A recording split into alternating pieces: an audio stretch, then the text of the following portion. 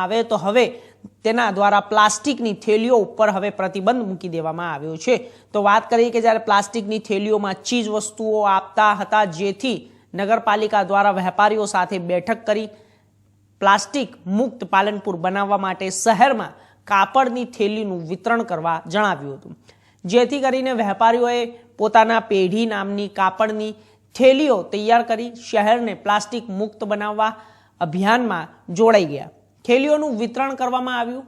જેમાં પાલનપુર ધારાસભ્ય અનિકેતભાઈ ઠાકર, પાલિકા પ્રમુખ ચિમનલાલ સોલંકી, નગરપાલિકા ચીફ ઓફિસર જીગરભાઈ પટેલ, ઉપપ્રમુખ નાગજીભાઈ દેસાઈ સહિતના સભ્યોએ ભેગા મળી પાલનપુર સિમલા ગેટ વિસ્તારમાં વેપારીઓને કાપડની થેલીઓ આપી શહેરને પ્લાસ્ટિક મુક્ત બનાવવા અભિયાનને વેગવંતુ બનાવવામાં આવ્યું।